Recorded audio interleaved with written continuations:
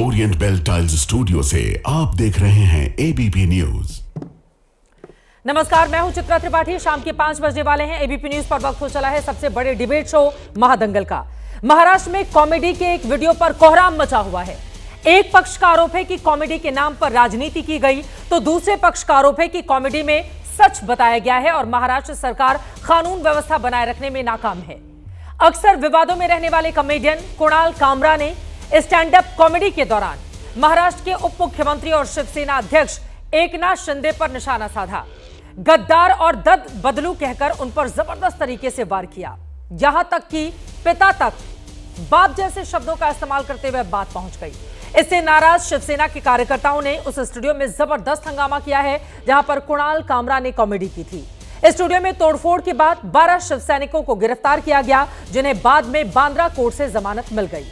शिवसेना कार्यकर्ताओं की तोड़फोड़ के बाद बीएमसी ने उस स्टूडियो पर हथौड़ा भी चलाया, लेकिन इस कार्रवाई को लेकर सरकार और विपक्ष आमने सामने हैं। सरकार की ओर से जहां मुख्यमंत्री फडणवीस ने कामरा से माफी मांगने की मांग की, तो वहीं उद्धव ठाकरे का कहना है कि कामरा ने वही कहा है जो सच्चाई है। आज महादंगल की बहस इसी मुद्दे पर करने वाले हैं। क्या कुणाल कामरा कॉमेडी करते करते आउट ऑफ कंट्रोल हो गए? क्या कामरा ने तोड़ी है कॉमेडी की लक्ष्मण रेखा? सवाल यह भी है कि जब नेता बोले तो ठीक और कलाकार बोल दे तो फिर गाली क्यों? शिवसेना उद्धव गुट के नेता तो हर रोज शिंदे पर इसी तरह के शब्दों को बोलते बोलते निशाना साधते रहे हैं। उनके खिलाफ कार्रवाई क्यों नहीं होती? और सवाल यह भी है कि क्या कलाकारों को चुप कराना आसान है? और अंतिम सवाल यह कि क्या अभिव्यक्ति की स्वतंत्रता पर हर पार्टी का रुख अपने अपने हिसाब से यानी कि सिलेक्टिव है, यानी सुविधा के हिसाब से उनका रवैया तय कर लिया जाता है। महादंगल की चर्चा का सिलसिला कई सवालों को लेकर शुरू करने वाले हैं, लेकिन उसके पहले वार पलटवार सुनिए। मेरी नजर से तुम देखो गद्दार नजर वो आए।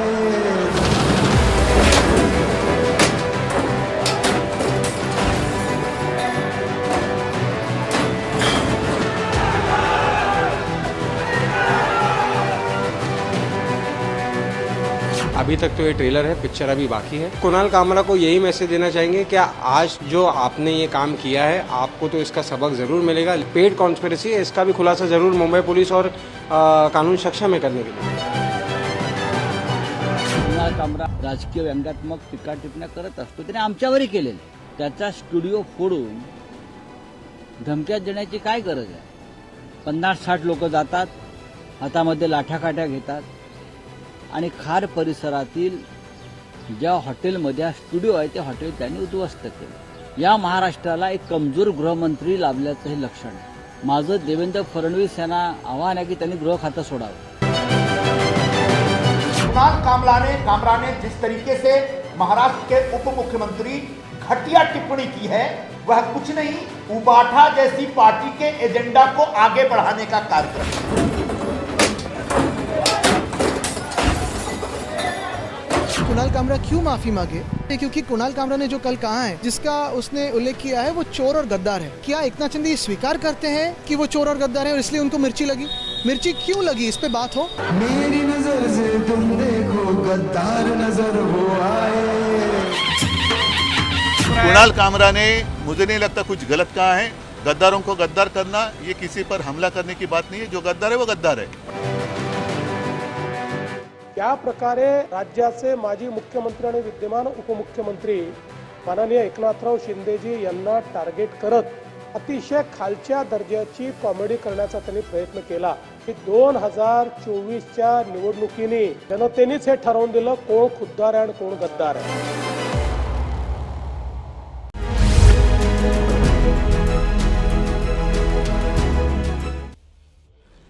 तो कई ऐसे सवाल हैं जिसको लेकर महादंगल में बड़ी चर्चा हम करने वाले हैं। खास मेहमानों की मौजूदगी है, उनका परिचय तारुफ आपसे करवा देती हूँ। चरण सिंह सापरा जी प्रवक्ता कांग्रेस पार्टी के हमारे साथ जुड़ चुके हैं। अरुण सावंत जी आप प्रवक्ता शिवसेना शिंदे गुट से हैं। किशोर तिवारी जी प्रवक्ता शिवसेना उद्धव ठाकरे गुट से जुड़ चुके हैं। ब्रिजमोहन श्रीवास्तव जी प्रवक्ता एनसीपी अजित पवार गुट से हैं। महेश चौहान जी प्रवक्ता एनसीपी शरद पवार गुट से जुड़े हुए हैं और भी मेहमान बीजेपी की ओर से हमारे साथ जुड़ने वाले हैं। और साथ ही राम कदम जी प्रवक्ता और विधायक बीजेपी से हमारे साथ जुड़ेंगे और साथ ही अरुण सावंत जी प्रवक्ता शिवसेना शिंदे गुट से हमारे साथ जुड़ने वाले हैं। चरण सिंह सापरा जी आपसे शुरुआत करते हुए, अगर गद्दार और बाप जैसे शब्दों का इस्तेमाल किया जाएगा तो फिर उनके खिलाफ हंगामा होगा ही। इतना बवाल क्यों इस बात को लेकर? कॉमेडी की भी तो अपनी एक लक्ष्मण रेखा होनी चाहिए ना। संविधान का, स्वतंत्रता का, अभिव्यक्ति की आजादी का हवाला देकर हम किसी के बाप तक तो नहीं पहुंच जाएंगे सापरा साहब। देखिए चित्रा जी, सर्वप्रथम तो मैं ये कहना चाहूँगा कि जो कुछ कल हुआ है उसकी मैं घोर निंदा करता हूँ और ये सारी चीज़ें नहीं होनी चाहिए। ये दर्शाता है कि ये सत्ताधारियों की गुंडागर्दी है। भाई इन्हें पता है सैया भय कोतवाल तब डर काहे का, कि सरकार इनकी है, इनके ऊपर कार्रवाई तो कुछ होनी नहीं है। अब सभी लोगों को जिनको पकड़ा था 15,000 के मुचालके पर छोड़ दिया गया है। ये चाहते हैं कि मुंबई जो है वो बीड़ के जैसे चलाई जाए या परभनी के जैसे चलाई जाए। जिस तरह से इन्हीं के कार्यकर्ताओं ने बीड़ के अंदर एक सरपंच की हत्या कर दी और फिर अभी सबके ऊपर कार्रवाई हो रही, जब पूरे महाराष्ट्र और पूरे देश के अंदर इस विषय को उठाया गया। उसी तरह से परभनी के अंदर हुआ, पुलिस कस्टडी के अंदर एक दलित की मौत हो गई है। तो ये मुंबई को भी परभनी और बीड़ की तरह चलाना चाहते हैं। ये खुलेआम दादागिरी चल रही है। और जब अगर इनको इस तरह से लगता है कि भाई किसी ने गद्दार, भाई आपका नाम तो नहीं लिया था ना, कॉमेडी करेंगे उसमें फोहड़ता थोड़ी ना करेंगे। हम किसी के बाप की बात करने लगे और फिर सोचे कि सामने वाला हमारे, सर हमें भी तो, जैसे मीडिया में हमारी अपनी लक्ष्मण रेखा है, एक राजनेता के तौर पर आपकी अपनी लक्ष्मण रेखा है। संविधान ने अभिव्यक्ति की आजादी हम सभी को दी है, ये बिल्कुल सही बात है, लेकिन स्वतंत्रता और स्वच्छंदता में फर्क होता है ना सर। किसी को गद्दार कह देना, किसी के बाप तक जा पहुंचना और उसके बाद संविधान की फोटो लेकर सामने आ जाना और अपने आप को पाक साफ बताने की कोशिश करना, ये तो कतई ठीक नहीं है। कॉमेडी की अपनी एक रेखा होनी चाहिए कि नहीं होनी चाहिए? सीमा होनी चाहिए, सीमा होनी चाहिए। अब मेरी बात तो सुन लीजिए, मैं समझ गया आपका सवाल। देखिए सीमा होनी चाहिए, मैं भी समझता हूं, लेकिन व्यंग्यात्मक टीका टिप्पणी तो राजनीति में होती है, राजनेताओं पर होती हुई। और अगर व्यंग्यात्मक टीका टिप्पणी नहीं होगी तो फिर राजनीति किस तरह से चलेगी? ये तो व्यंग्यात्मक टीका टिप्पणी की मैं बात कर रहा हूं। नरेंद्र मोदी जी ने सोनिया गांधी जी पर और राहुल गांधी जी पर तो क्या क्या टिप्पणी की है, वो तो आपत्तिजनक टिप्पणी है, वो व्यंग्यात्मक नहीं है। जो जर्सी गाय कहा था, या फिर पार्लियामेंट में खड़े होकर हमारी एक मेंबर पार्लियामेंट को सुपुर्नखा से कंपेयर कर दिया था, या फिर जो बिदुरी थे इनके, रमेश बिदुरी दिल्ली वाले, उन्होंने किस तरह से पार्लियामेंट के अंदर क्या क्या अपशब्द कहे थे एक विशेष धर्म के आदमी को। बिल्कुल। तो उसके सामने तो जो कुणाल कमरा ने कहा है, उसने एकनाथ शिंदे का नाम तो नहीं लिया, उसने तो कोई उल्लेख मात्र एक रिक्शे का उल्लेख किया और दाढ़ी का उल्लेख किया। दाढ़ी वाले हैं, जितने दाढ़ी वाले हैं, सर और कुछ कहना बाकी रह गया। देवेंद्र फडणवीस का नाम तो ले रहे हैं ना, वो दाढ़ी निकाल दें। देवेंद्र फडणवीस का वो नाम ले रहे हैं कि उनकी गोद में जाकर बैठ गए। अब मतलब कुछ इसमें कोई कंफ्यूजन है क्या कांग्रेस पार्टी को कि उन्होंने शिंदे को लेकर ये बात नहीं कही है? देखिए देवेंद्र फडणवीस जो है महाराष्ट्र के बेहद कमजोर होम मिनिस्टर है, बेहद कमजोर मुख्यमंत्री हैं। आज पुलिस का इकबाल जो है वो खत्म हो चुका है, पुलिस का डर महाराष्ट्र में नहीं रहा है। इसलिए तो बीड़ जैसी घटना होती, परभनी जैसी घटना होती, पुणे में कोयता गैंग चलती है और नागपुर के अंदर दंगे होते हैं। एक तरफ देवेंद्र फडणवीस कहते हैं कि नागपुर के अंदर जो दंगे हुए उनके ऊपर कड़क कार्रवाई होगी, बुलडोजर की कार्रवाई होगी, सारा पैसा उनसे वसूला जाएगा। तो कल जो हुआ है ये भी तो दंगा था। क्या इन दंगाइयों से जिन्होंने कल दंगा किया, बिल्कुल, क्या देवेंद्र फडणवीस वसूलेंगे पैसा? स्टूडियो में तोड़फोड़ नहीं होनी चाहिए। गिरफ्तारी हुई थी लेकिन उनको जमानत भी मिल गई। 12 लोगों को गिरफ्तार किया गया था, उनको जमानत भी मिल गई। 40 शिव सैनिकों के खिलाफ मामला भी दर्ज हुआ था। बिल्कुल वाजिब बात आपकी ओर से कही गई है। बृजमोहन श्रीवास्तव जी, ये गुंडागर्दी तो नहीं चलेगी ना?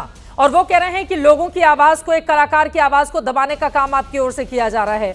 हमारे साथ जैसे और मेहमान जुड़ेंगे प्लीज मुझे आप कम्युनिकेट कीजिएगा, मैं उनके पास जाऊंगी। लेकिन उसके पहले बृजमोहन श्रीवास्तव जी, तानाशाही चल रही है क्या सरकार की महाराष्ट्र में? नहीं चित्रा जी, बिल्कुल तानाशाही नहीं चल रही है और ना ही वहां पे कानून व्यवस्था का ऐसा कोई मुद्दा सामने आया है। जिन लोगों ने ये हरकत की है, जिन लोगों ने वहां पर जाके तोड़फोड़ की है, उन सारे लोगों के खिलाफ पुलिस ने अपनी कार्रवाई की है।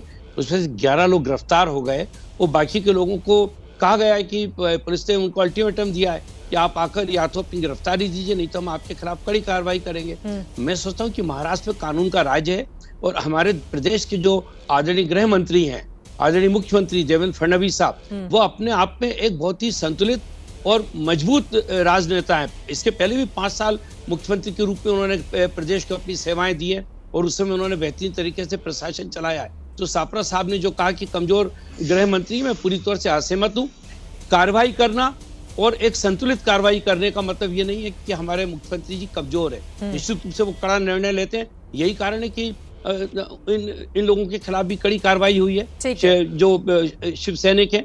तो इस पे किसी प्रकार, और मैं एक बात और राष्ट्रवादी कांग्रेस पार्टी की तरफ से मैं स्पष्ट करना चाहता हूं, हम लोग कभी भी किसी भी के खिलाफ ऐसे हल्के शब्दों का उपयोग करने की हमेशा निंदा करते हैं जो किसी के मन को ठेस पहुंचाए या किसी की भावनाओं को आहत करे। ठीक है।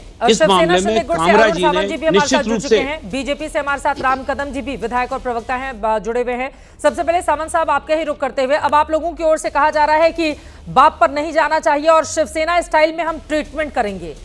क्या ट्रीटमेंट करने का इशारा कर रहे हैं कुणाल कामरा को लेकर? आप लोग क्या करेंगे? आप लोग देखिए, सबसे पहले तो कुणाल कामरा ने जो अभद्र टिप्पणी की है इस महाराष्ट्र के ऊपर, महाराष्ट्र की राजनीति के ऊपर, हमारे मुख्य नेता और हमारे उप मुख्यमंत्री आदरणीय एकनाथ शिंदे जी के ऊपर, उसकी मैं कड़ी शब्दों में निंदा करता हूं। ये जो कुणाल कामरा है, इसके पीछे जरूर ये जो महाविकास आघाड़ी है उसका छुपा एजेंडा छुपा हुआ है और उन्होंने छुपा हुआ क्या एजेंडा है? उद्धव ठाकरे तो बोल रहे हैं बिल्कुल सही कहा, क्या गलत कहा? छुपा हुआ क्या है? वो तो टीवी कैमरे पर आकर बोल रहे हैं कि जो कहा है बिल्कुल सही कहा है।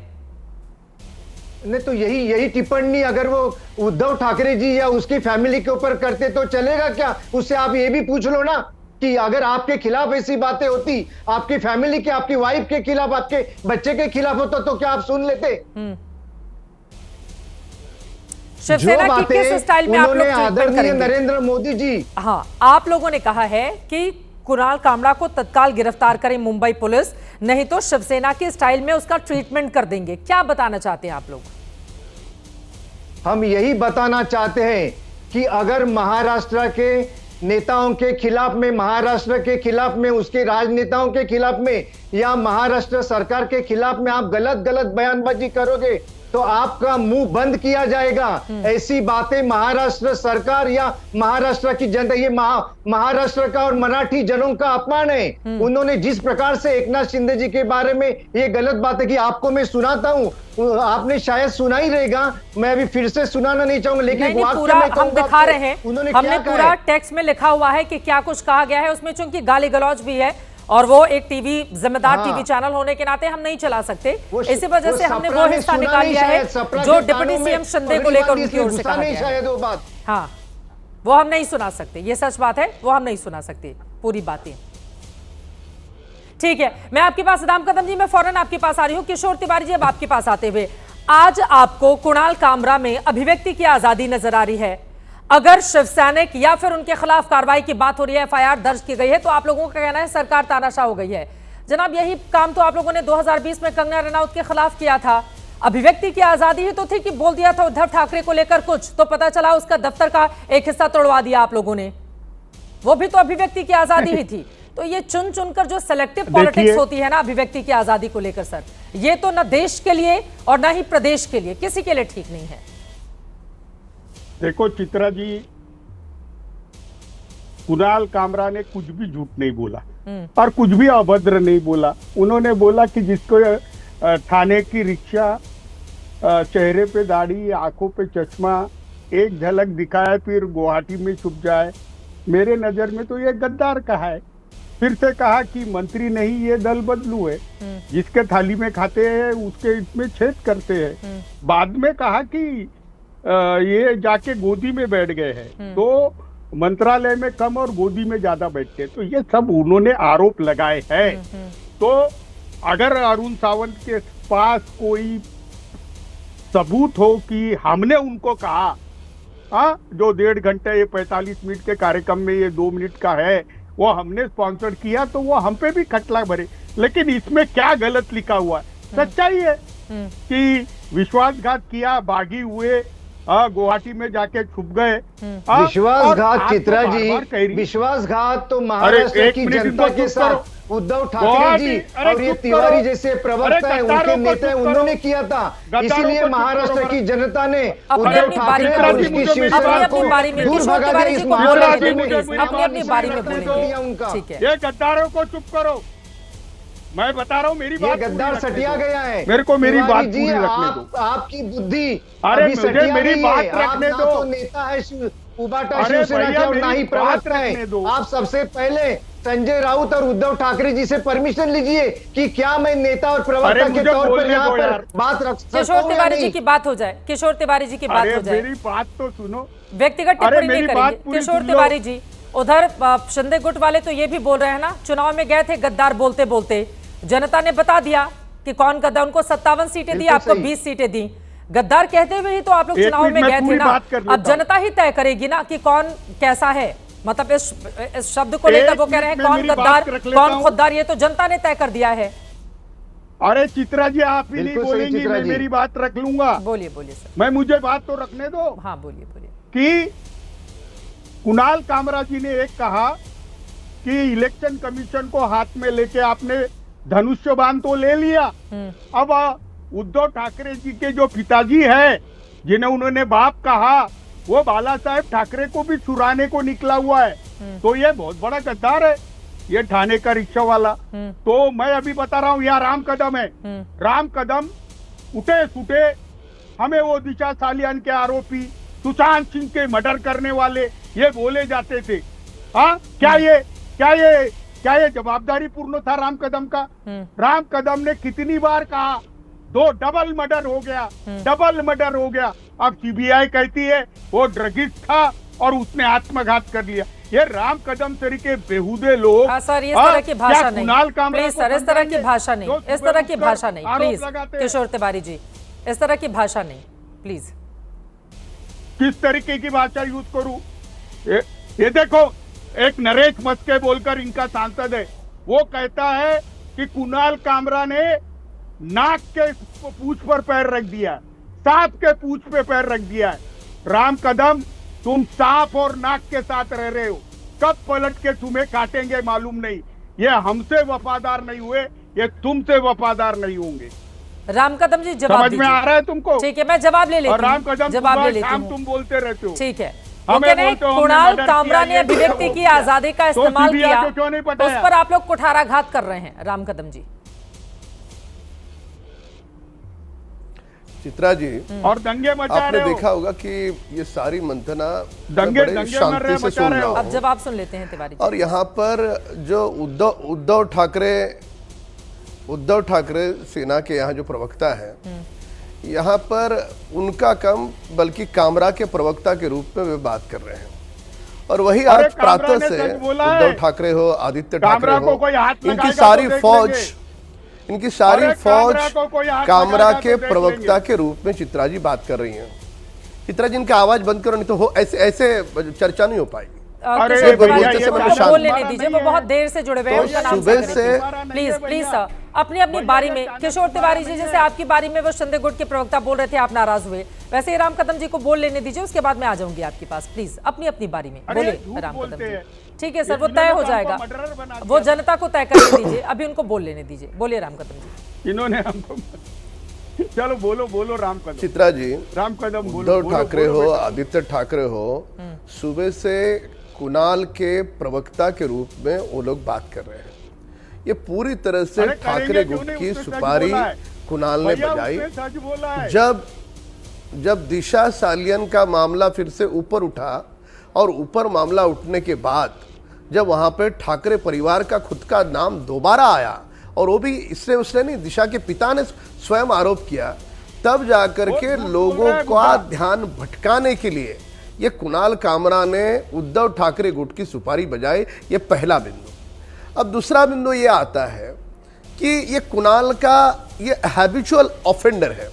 न्यायपालिका के न्यायाधीश हो, आदरणीय प्रधानमंत्री हो, आदरणीय गृह मंत्री हो, व्यंग्य जरूर करे, पर व्यंग्य के साथ संविधान के तहत कौन सी ऐसी अभिव्यक्ति की आजादी है जो आपको अभद्र भाषा का प्रयोग करने के लिए आपको इजाजत देती है, बताइए। और ये अभिव्यक्ति की भाषा ये उद्धव ठाकरे के लोग करेंगे, जो कंगना का घर तोड़ते हैं, जो लोग एक पत्रकार को जेल में डालते हैं, जो एक पुलिस वाले को घर में बुला करके पीटते हैं, ये उद्धव ठाकरे के लोग सिखाएंगे अभिव्यक्ति की आजादी क्या होती है। ये दोनों तरफ से ढोल न बजाए। आज कभी विधान भवन में न आने वाले उद्धव ठाकरे आज विधान भवन में केवल कुणाल कामरा का समर्थन करने के लिए आए। अरे सीधी बात है, ये कुणाल ने उद्धव ठाकरे की सुपारी बजाई और केवल इतना ही कारण कि दिशा सालियन मामले में जिस प्रकार से आदित्य ठाकरे का नाम आया, उससे भौखलाहट बढ़ गई, उससे डर बढ़ गया, इसके लिए दोनों का ध्यान भटकाने के लिए सारी चीजें हुई है। अब सवाल ये उठता है, अलग-अलग विषय है ना, इधर तो कॉमेडी की बात हो गई, दिशा सालियान वाला मामला तो अलग हो गया। आपको क्यों ऐसा लगता है कि दरअसल दिशा सालियान के मामले में नाम आने के बाद उसको दबाने के लिए कुणाल कामरा को आगे किया गया और इस तरह का बयान या कविता पढ़वाई गई? क्यों लगता है आपको ऐसा? देखो क्या होता है, जब मीडिया में पूरे दिन भर आदित्य ठाकरे का नाम चल रहा था, कल नारायण राणे जी की पत्रकार वार्ता हुई, उसके बाद भी वो नाम चला, तब वो आगे नहीं चले, न्यूज़ कोई और आए, इस कारण ये सोची समझी रणनीति है। थोड़ा सा मुझे बोलने का और मौका दें। एक बात बताएं, इनको आरोप प्रत्यारोप करने के लिए कई सारे मुद्दे थे, ये जरूर आरोप करें, पर जो व्यक्ति हमारी न्यायपालिका को नहीं छोड़ता, जो व्यक्ति बाहर बैठ करके केवल व्यंग के लिए किसी भी अभद्र भाषा का प्रयोग करेंगे, क्या ये इन लोगों ने उसका समर्थन करना चाहिए? इस मामले में हम सारे लोग एक होने चाहिए, पर ये नहीं हो रहा है। ये कैसे हो रहा है? ये ऐसा हो रहा है कि कोई इस प्रकार का कमर के बेल्ट के नीचे के आरोप करे और उसका समर्थन जो पहले पूर्व मुख्यमंत्री थे उद्धव ठाकरे करे। किस हद तक चली गई ये राजनीति? तो जब ये कुणाल जैसे लोग जब अपनी हदें पार करते हैं, तब न्यायपालिका के न्यायाधीश के विरोध में ये बोलेंगे, तब भी हम चुप रहेंगे? जो संविधान का, जिस संविधान की पुस्तक को लेकर के उसने ट्वीट किया, क्या संविधान का आर्टिकल 19 उसने पढ़ा है कि अभिव्यक्ति की आजादी का मतलब क्या होता है? व्यंग अपनी प्रतिभा के साथ करो, व्यंग अपनी कलाकारी के साथ करो, पर व्यंग अभद्र भाषा का प्रयोग करते हुए व्यंग नहीं हो सकता। वो दूसरे की सुपारी बजाने का काम दुर्भाग्य से कुणाल ने किया और महाराष्ट्र के पूर्व मुख्यमंत्री ने राजनीति को बदनाम किया उसका समर्थन देकर। महेश चव्हाण जी, मैं फौरन आपके पास आ रही हूँ। किशोर तिवारी जी जवाब देंगे। जिन बातों का जिक्र राम कदम जी कर रहे थे वो ग्राफिक्स भी दिखा दीजिए आप। देखिए कब उसकी ओर से अभद्र टिप्पणी की गई। 2020 में फ्लाइट में एक पत्रकार के साथ जब जबरदस्त बहस होती है, 6 महीनों के लिए फ्लाइट बैन कर देती है कुणाल कामरा पर। 2 मई 2020 को पीएम की जर्मनी यात्रा के दौरान एक बच्चे द्वारा गाए गए गीत का एडिटेड वीडियो गलत तरीके से प्रस्तुत करता है। 4 नवंबर 2020 को सुप्रीम कोर्ट के तत्कालीन जस्टिस के खिलाफ भद्दा ट्वीट किया जाता है। ये कॉमेडियन नहीं हो सकता ना। कॉमेडी के नाम पर इस तरह का एजेंडा चलाने की इजाजत क्या किसी को किशोर तिवारी दी जा सकती है? 11 नवंबर 2020 को एक पत्रकार को अंतरिम जमानत मिलने पर सुप्रीम कोर्ट के खिलाफ ही ट्वीट कर देता है। 24 को 6 अक्टूबर को ओला इलेक्ट्रिक के भावेश अग्रवाल से कामरा की सोशल मीडिया पर तीखी बहस होती है। और ऐसे न जाने, अभी तो मैंने थोड़ा, हमारे पास वक्त कम है, अभी तो मैंने थोड़ा उदाहरण पेश किया है किशोर तिवारी जी, कैसे व्यक्ति के साथ आप लोग खड़े हो रहे हैं, ये सवाल तो पूछा जाएगा ना। देखिए राजनीति में मर्यादा टूटती है, भाषाओं का इस्तेमाल किया जाता है। गद्दार जैसे शब्दों को लेकर उद्धव ठाकरे ने कितने बार शिंदे पर हमला किया और इसी भाषा को लेकर वो चुनाव में भी गए थे, लेकिन चुनाव में तो जनता ने आपको खारिज कर दिया ना। इस बात को तो स्वीकार करना पड़ेगा ना किशोर तिवारी जी। आप 20 पर रह गए और शिंदे गुट एकनाथ शिंदे के नेतृत्व में 57 विधानसभा की सीटें जीत लेता है। जनता ने आपकी शिवसेना पर उनको ज्यादा बेहतर माना है। चित्रा जी वो चुनाव का ले आते यार, तुम ऐसा मत करो। लेकिन ये कुणाल कामरा ने क्या क्या किया इसको हम ओन नहीं करते। उसने कल जो कविता पढ़ी वो सत्य पढ़ा, इतना ही हम कह रहे हैं। और गद्दार को गद्दार कहना ये गुनाह है, मुझे मालूम नहीं। दूसरी बात, ये दिशा सालियान के बारे में बोल रहे थे। अरे दिशा सालियान के पिताजी को 5 साल के बाद कैसा मालूम पड़ा मुझे मालूम नहीं। उन्हें एक एप्लीकेशन लगाई है, हाई कोर्ट उसको इंटरटेन 2 तारीख को कर रहा है। लेकिन ये राम कदम जो खुद ही एक ड्राइवर आदमी है, अनपढ़ आदमी है, जिसे कुछ समझता नहीं, वो कह रहा है कि ड्राइवर आदमी है, अनपढ़ आदमी है, कोई भाषा होती है सर? चित्रा जी, हमने उसी महाराष्ट्र को एक ऑटो चालक को सीएम बनते हुए देखा है। सर ये तो हमारे लिए फख्र की बात होनी चाहिए ना कि किसी भी गरीब घर का बेटा अगर देश के बड़े पदों पर पहुंचता है तो ये हमारे लिए फख्र की बात होनी चाहिए, तंज का विषय होना चाहिए किशोर तिवारी जी। कि ड्राइवर का बेटा नेता बन गया, ये तो आपके लिए फख्र की बात होनी चाहिए। ना चित्रा जी मुझे बोलने दे, चित्रा जी मुझे बोलने दे, चित्रा जी मुझे बोलने दे, चित्रा जी व्यक्तिगत टिप्पणी पता नहीं क्यों कर रहे हैं। चित्रा जी राम कदम जी उनकी आवाज आप बंद करें, उनकी आवाज बंद करें आप।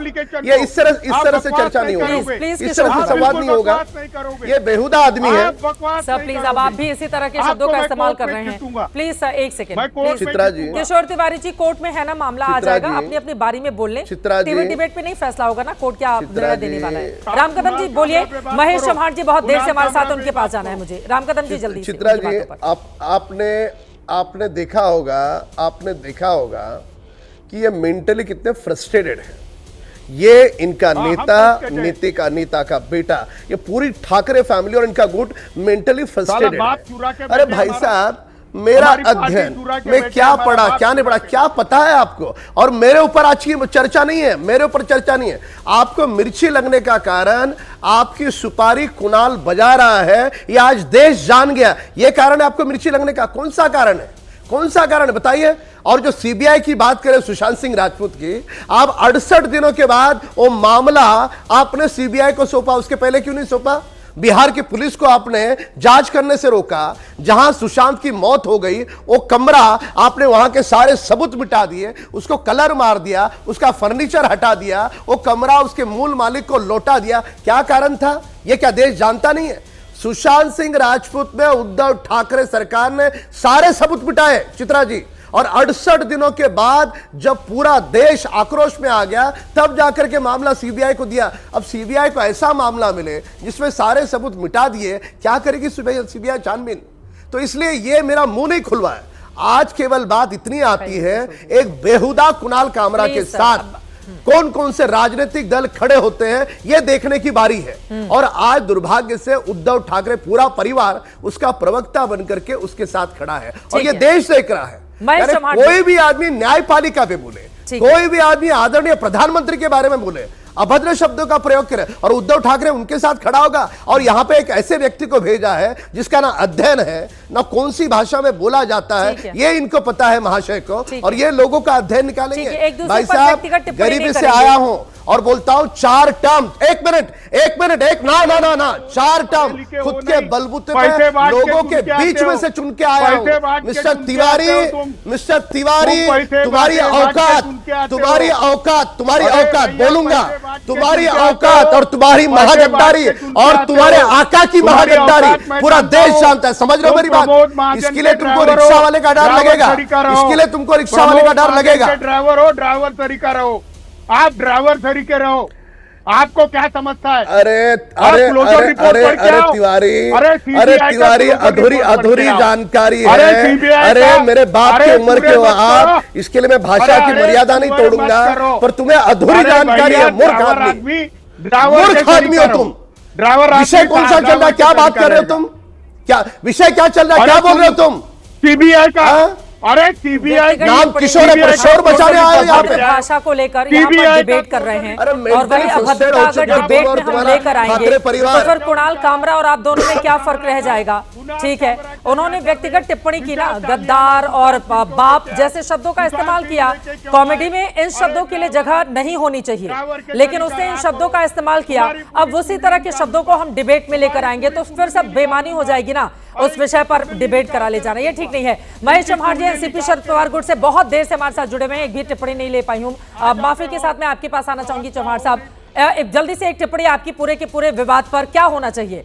अब देखिए, जो बाप तक पहुंचा है, कहीं भी हम देखें पिता पर जाने की जरूरत क्या है? तुमने बाप चुरा लिया, ये चुरा लिया। सर, इन्हीं आरोपों के तहत चुनाव में गए थे ना लोग, चुनाव में जनता ने नकार दिया। अब उसी एक कॉमेडियन की भाषा को लेकर अगर उसके पीछे हम खड़े हो जाएंगे तो क्या ये ठीक है? महेश चौहान जी, राजनीति में भी और कॉमेडी में भी कम से कम एक लक्ष्मण रेखा तो रहनी ही चाहिए। चित्रा जी, बिल्कुल मैं आपके साथ सहमत हूँ। राजनीति में और कॉमेडी में एक लक्ष्मण रेखा होनी चाहिए, और स्टैंड अप कॉमेडी करते करते लोगों का मनोरंजन करना इधर तक बात सही है, लेकिन अगर आप किसी का अपमान कर रहे हो तो गलत है, इसकी हम निंदा करते हैं। देवेंद्र फडणवीस जी ने भी इसकी निंदा विधानसभा में की। उन्होंने, देवेंद्र फडणवीस ने यह कहा कि ऐसा अपमानजनक वक्तव्य बर्दाश्त नहीं किया जाएगा, और कुणाल कामरा ने माफी मांगनी चाहिए। लेकिन मुझे ये बात सही है, इधर तक सही है, मैं मानता हूं ये उन्होंने कहा वो सही कहा, लेकिन जो बात उप मुख्यमंत्री होते हुए, राज्य के उप मुख्यमंत्री होते हुए शिंदे सेना के लोगों ने की, वो भी बात निंदनीय है। इसकी भी निंदा देवेंद्र फडणवीस जी ने विधानसभा में करनी चाहिए थी, और उनके लोगों ने जो भी किया उसके लिए उन्होंने एकनाथ शिंदे जी को भी महाराष्ट्र की जनता के साथ माफी मांगने के लिए कहना चाहिए था। अगर ये देवेंद्र फडणवीस जी कहते तो उनकी तारीफ होती, लेकिन देवेंद्र फडणवीस जी ये न कर गलत किया है, ऐसे मुझे लगता है।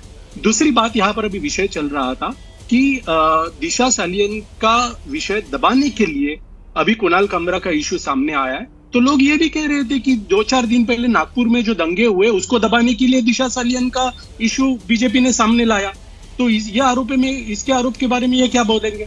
तो ये गलत बातें यहाँ पर ना करे, लोगों को गुमराह ना करे। देखिए, अगर एकनाथ शिंदे राज्य के उप मुख्यमंत्री होने के बाद अगर उनके लोग कानून हाथ में लेते हैं, तो जनता भी अगर कल कानून हाथ में लेंगी तो ये उप मुख्यमंत्री और मुख्यमंत्री जनता को क्या कहेंगे?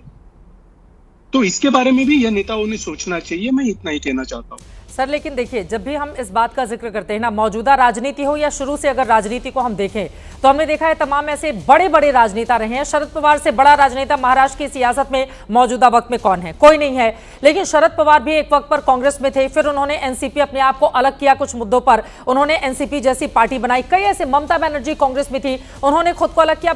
अगर हम ये कहेंगे पवार से अजित पवार अलग हो गए, तो बहुत सारे ऐसे लोग हैं ना।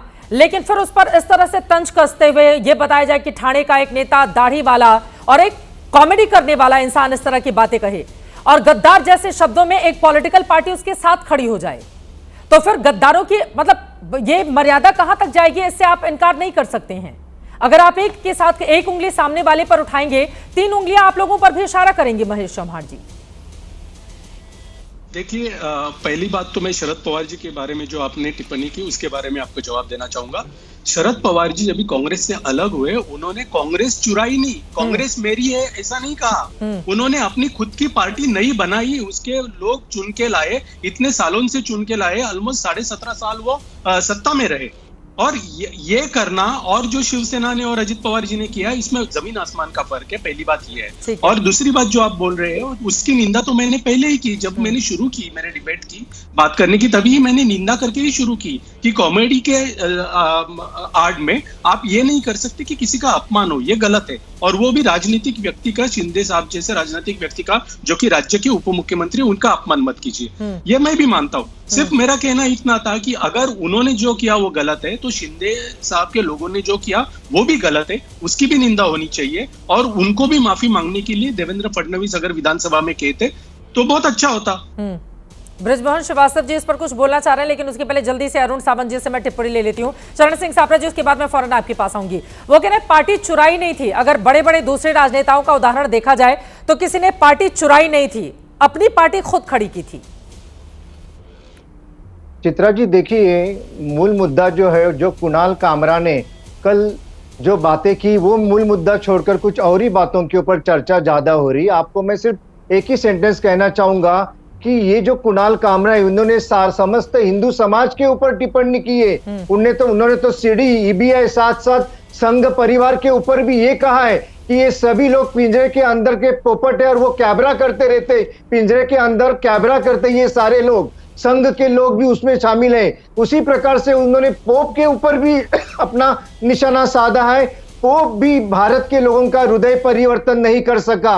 ये हिंदुस्तानी लोग मूर्ख हैं। मतलब ये सारे जो आपके चैनल के ऊपर आए हुए ये चमचे लोग, कुछ एनसीपी के हैं और कुछ उद्धव ठाकरे गुट के, वो सब चमचे लोग है करके खुद ये कामरा कहता है, फिर भी ये सारे हमारे ऊपर उंगलियां दिखा रहे। मैं इन लोगों की भी निंदा करता हूं। ऐसे लोगों को शर्म आनी चाहिए चैनल के ऊपर आकर हिंदू लोगों के बारे में जो कामरा आज गलत बातें कह रहा है, उसका विरोध ना करते हुए वो आज हमें सबक सिखा रहे कि ये लोग, इन लोगों ने भी गलत किया है। जब जन भावना या पक्ष के कार्यकर्ताओं की भावना तीव्र होती, तब ऐसी बातें तुरंत होती है, उसको कोई रोक नहीं सकता है। ठीक है, लेकिन कानून को हाथ में लेने की इजाजत नहीं दी जा सकती है ना, और इस तरह से तोड़फोड़ और इसके जरिए तो बात बन नहीं जाएगी। ठीक है, आपकी बात। चरण सिंह सापरा जी, अब मैं सीधे आपके पास आते हुए, देखिए, हिंदुस्तान की किताब को जब हम राजनीति के पटल पर उठाकर देखेंगे तो ये पाएंगे कि समय समय पर जिसकी भी सत्ता होती है वो सत्ता के गुरूर में किस तरह का बर्ताव करता है। मजरूह सुल्तानपुरी ने इसी मुंबई में, जहां की मुंबई की खबर को लेकर आज हम डिबेट कर रहे हैं, पंडित नेहरू की सरकार के खिलाफ 4 लाइनें क्या गा दी थी, उनको 2 साल तक जेल में रख दिया गया था। इसी मुंबई में कंगना रनौत ने उद्धव ठाकरे के खिलाफ बयान क्या दिया था, उनका दफ्तर तोड़ दिया गया था। तो सर, समय समय पर आप लोग भी इस तरह की नजीर प्रस्तुत करते रहे हैं। अब किसी के खिलाफ आपके लिए अभिव्यक्ति की आजादी आज बहुत ज्यादा जरूरी लगती है कामरा के लिहाज से देखें तो, लेकिन एक वक्त पर अगर दूसरे लोग उसी तरह की अभिव्यक्ति की आजादी आपकी सरकार के खिलाफ इस्तेमाल करते हैं, और देखिए यहां पर तो मैंने पूरी रिसर्च निकाली है, पिछले साल आपकी सरकारी स्कूल टीचर को निलंबित किया गया था। क्यों? क्योंकि उसने मुख्यमंत्री सिद्धारमैया और कांग्रेस की मुफ्त की चुनावी वादों पर आलोचना की थी, और जिस दिन सिद्धारमैया जी ने शपथ ली थी उसी दिन सरकारी टीचर के निलंबन का आदेश जारी किया गया था। दूसरी चीज, तेलंगाना के सीएम है रेवंत रेड्डी, उनका बयान है, गूगल करके हमारे दर्शक देख भी सकते हैं। तेलंगाना के सीएम रेवंत रेड्डी कहते हैं कि उनके खिलाफ अपशब्द कहने वालों को नंगा करके बीच सड़क पर परेड निकालकर पीटा जाएगा। रेड्डी का यह बयान राज्य में 2 महिला पत्रकारों की गिरफ्तारी के बाद आया है। तो सर, वही बातें तो हैं, इधर रेड्डी कह रहे हैं, उधर सिद्धारमैया भी पेश कर चुके हैं, उद्धव ठाकरे सीएम रहते हुए कंगना का दफ्तर तोड़वा चुके हैं, मजरूह सुल्तानपुरी 2 साल एक कविता लिखने के जुर्म में जेल जा चुके हैं। सब तो एक ही जैसे है ना सर, अलग कौन हुआ? देखिए चित्रा जी, अगर आप रिसर्च करके 10 या 15 उदाहरण हमारे ऊपर गिनाएंगे तो मैं भी आपको 50 उदाहरण हमारे विपक्षियों के गिना सकता हूं, यही बात चलती रहेगी। लेकिन सवाल यह है कि आज अगर इनके पास में सत्ता है, भाई आपको किसी की बात पसंद नहीं आई, कुणाल कमरा की बात पसंद नहीं आई, कानून आपके पास है, आप पुलिस स्टेशन जाइए, कंप्लेन करिए ना। कानून का राज है या गुंडा राज यहां पर चलेगा, ये सबसे पहली बात है। और फिर किस विषय पर रिएक्ट करना है, अगर किसी ने इनडायरेक्टली एकनाथ शिंदे पे कह दिया तो आप वहां पर दंगा करने के लिए चले गए। प्रशांत कोरटकर ने छत्रपति शिवाजी महाराज के बारे में अपशब्द कहे, तो प्रशांत कोरटकर के घर में क्यों नहीं गए ये लोग तोड़फोड़ करने? या राहुल सोलापुरकर ने जिस तरह से आपत्तिजनक बयान दिए हैं, पूरा महाराष्ट्र उबाल पर है, तब शिंदे सेना सो रही है। या फिर इसी तरह के अनेक उदाहरण मैं देता हूं।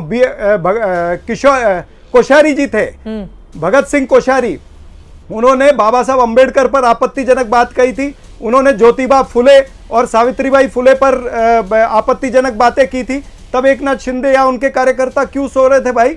अरे आपके जो महाराष्ट्र के जो महापुरुष हैं उनके ऊपर खुलेआम टिक्का टिप्पणी करने वाले खुलेआम घूम रहे हैं। और कुणाल कमरा और वो स्टूडियो वाला है, जिस स्टूडियो का कोई और लेना देना नहीं है, उस स्टूडियो को तोड़ दिया।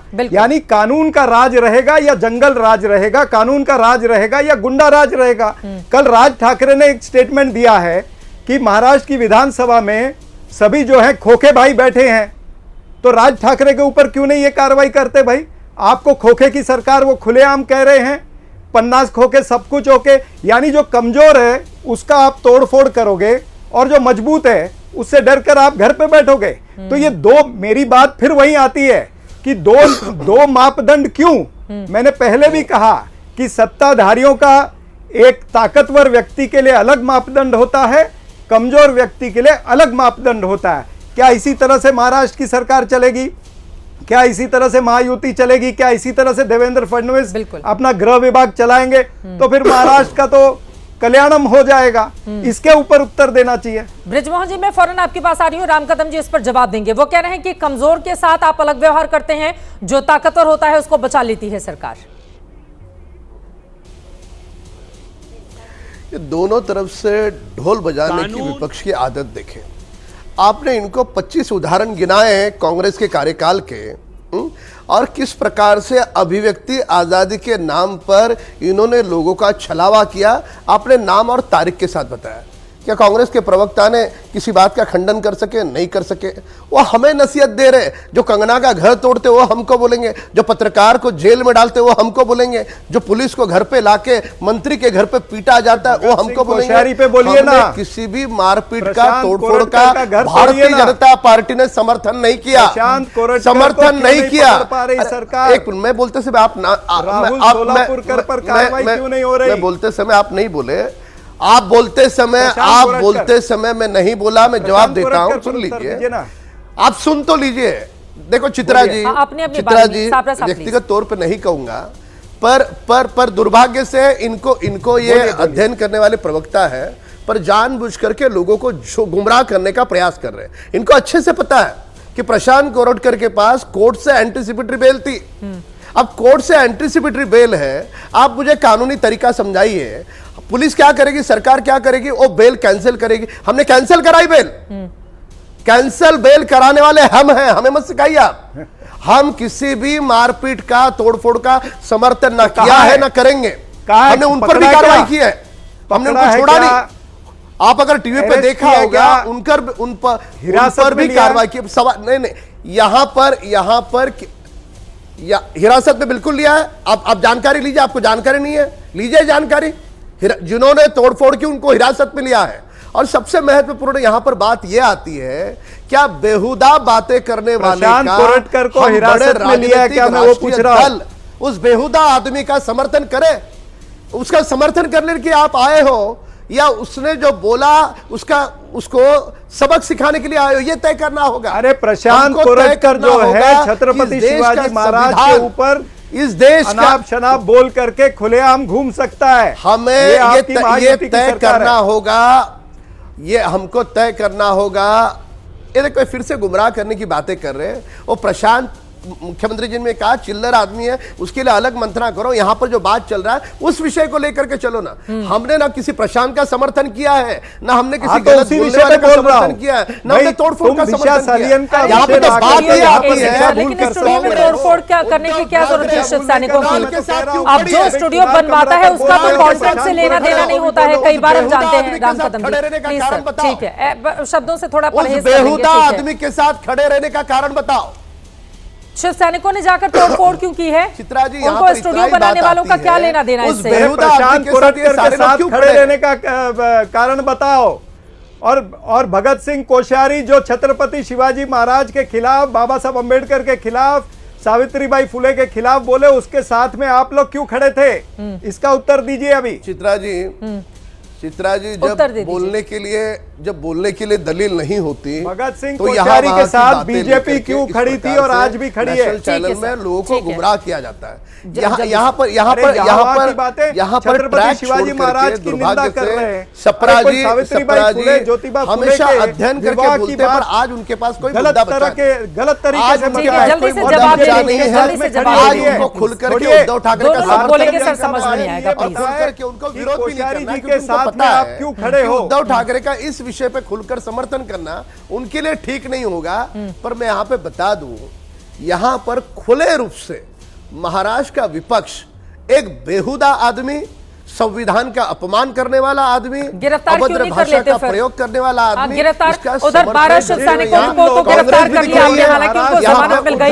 गिरफ्तार क्यों नहीं कर ले रहे हैं कुणाल कामरा को आप? वो बेहुदा नहीं, एफआईआर तो हुई है, बोल करके निकल जा सकते हैं, क्योंकि बीजेपी के लोग। ऐसे बड़ा अच्छा सवाल आपने पूछा, बड़ा अच्छा आपने सवाल पूछा कि हम कानून के हिसाब से कार्रवाई करते हैं। हम उद्धव ठाकरे की तरह खुद की मनमानी करके किसी का घर नहीं तोड़ते। किसी पत्रकार ने विरोध में बोला, उसके लिए उसको 10 दिन जेल में नहीं डालते। हम कानून के हिसाब से कार्रवाई ठीक है, वक्त हमें इतने की इजाजत देता है। आप तमाम मेहमानों का बहुत धन्यवाद हमारे साथ इस चर्चा का हिस्सा बनने के लिए। कुल मिलाकर कॉमेडी में व्यक्तिगत टिप्पणी को लेकर कई सवाल यहाँ पर खड़े हो रहे हैं, और यकीनन जब बात निकली है तो बहुत दूर तलक जाएगी। एकनाथ शिंदे के खिलाफ कुणाल कामरा के कटाक्ष को लेकर कानून हाथ में लेने की इजाजत किसी को नहीं है। शिंदे गुट के कार्यकर्ताओं का स्टूडियो में तोड़फोड़ करना पूरी तरह से गलत है। उन कार्यकर्ताओं की गिरफ्तारी से मुंबई पुलिस ने एक अच्छा मैसेज जरूर दिया है। यह मैसेज जाना चाहिए कि कानून से खिलवाड़ करने की इजाजत किसी को नहीं है।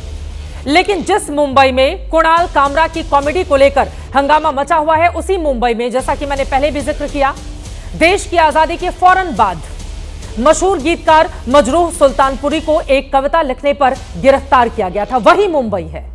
मजरूह सुल्तानपुरी का कसूर सिर्फ इतना था कि उन्होंने पंडित नेहरू की तुलना हिटलर से की थी। वैसे ज्यादा पुरानी बात यह भी नहीं कि जब 2020 में उद्धव ठाकरे की सरकार के दौरान विरोध की वजह से अभिनेत्री कंगना रनौत के दफ्तर पर उसी मुंबई में बुलडोजर चलाया गया था, जिसे बाद में बॉम्बे हाईकोर्ट ने दुर्भावना भरी कार्रवाई करार दिया था। अभिव्यक्ति की आजादी हर किसी को है, लेकिन अभिव्यक्ति की आजादी का मतलब किसी के साथ गाली गलौज करना, किसी पर व्यक्तिगत टिप्पणी करना, किसी के बाप तक पहुंच जाना कतई सही नहीं हो सकता। कुणाल कामरा को गद्दार और बाप जैसे शब्दों से बचना चाहिए। कॉमेडी का मकसद लोगों को हंसाना होता है, इस तरह के शब्दों की मर्यादा तोड़ना नहीं होता है। आज कुणाल कामरा और उनके समर्थक अपने खिलाफ कार्रवाई को लेकर नाराज हो सकते हैं, लेकिन जब कंगना रनौत का ऑफिस तोड़ा गया था उस वक्त यही कुणाल कामरा ट्विटर पर फोटो शेयर कर रहे थे और जश्न मनाते हुए देखे गए थे। आलोचना लोकतंत्र की आत्मा है, लेकिन किसी को लेकर व्यक्तिगत टिप्पणी और कॉमेडी के नाम पर गद्दार कहना कतई ठीक नहीं है। इसी के साथ महादंगल में अभी के लिए बस इतना ही। देश और दुनिया की तमाम खबरों के लिए आप देखते रहिए एबीपी न्यूज।